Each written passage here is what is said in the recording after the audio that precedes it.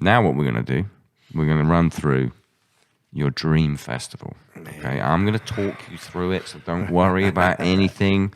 The only rule, and this makes people think slightly differently, the only rule is that Cannibal Corpse is playing. So you can't have it somewhere you wouldn't want to be or somewhere you couldn't be. Sometimes you get somebody who's like, I'm not actually allowed into that country. Okay, well, we can't have it there. Okay, so where in the world would your dream festival take place? Well, that's an easy one, actually. It would be in Buffalo, New York, where we started.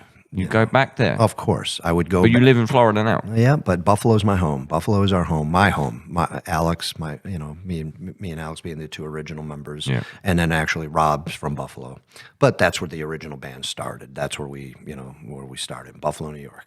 So I would want to play at the stadium where, the Buffalo Bills, the American football team, that's where, and that's where I've seen many a show growing up as a young lad, as a teenager and all this.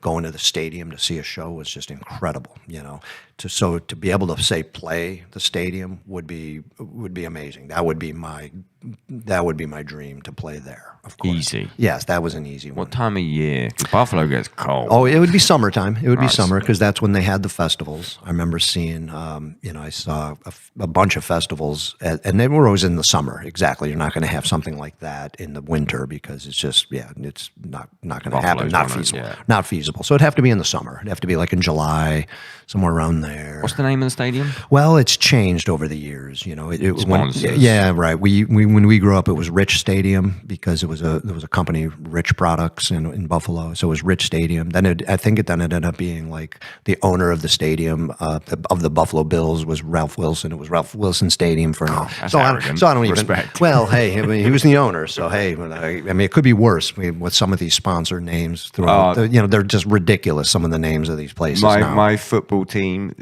Reading Football Club. I mean, loosely, my football team used to be my football team, but I moved so far away now. I don't know. Is the Select Car Leasing Stadium. Exactly. That's just, I know. There was movies joking about that. Like, I'm sure baseball, that Trey Parker and Matt Stone.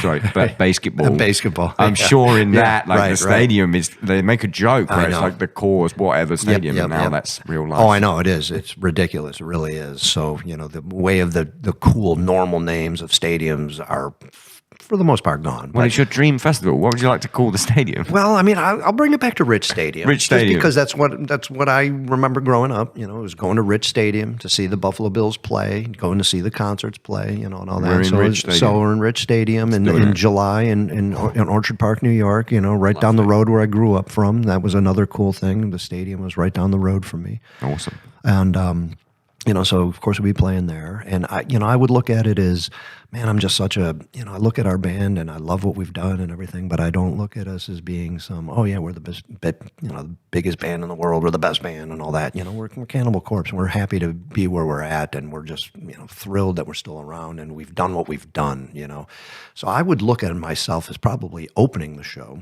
I'd probably want to open, because I want to play with bands that I grew up with, You want to be the small band. If Cannibal Corpse is the small band, then you know the other bands. I want to be the small man. I want Kiss to be headlining, back in the 70s, that was my first concert, my first band ever getting into was Kiss. How old were you seeing Kiss? I was 10 years old, saw Kiss Dynasty Tour in 79.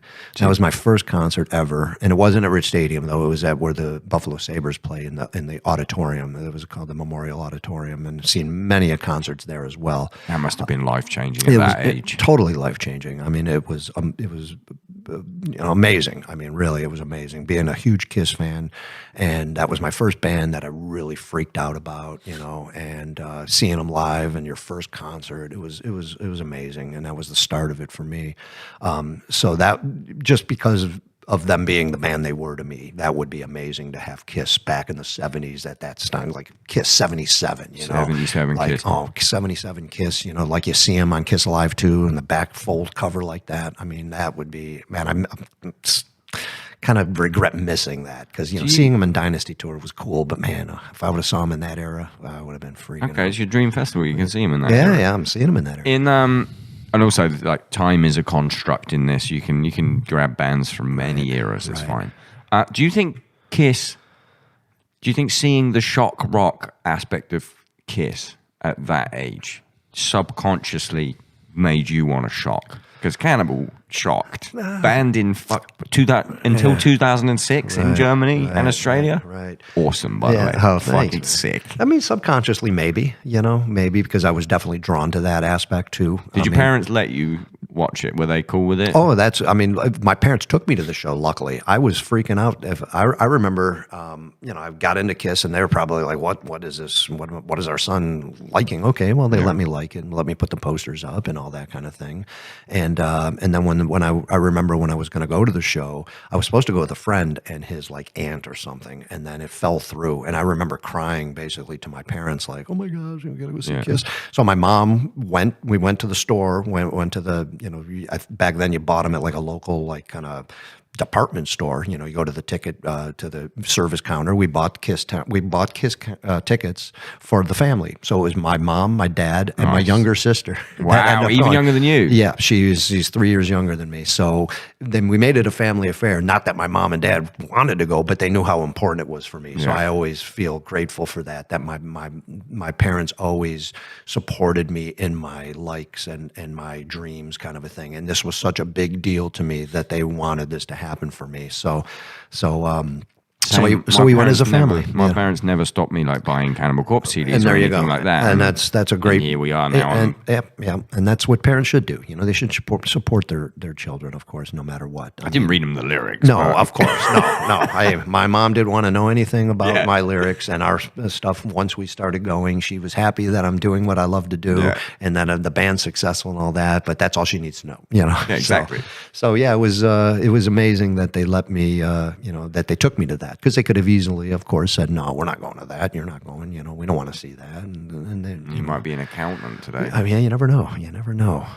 But that was awesome that they let me listen to what I wanted to, and put my posters up and just be myself. I'm sure, right? They were probably sitting going, what kind of music am I saying? Exactly, right. What am my son listening to? I mean, my gosh, all these crazy bands and the imagery and the all the subject matter and stuff. So that was that's how it went. So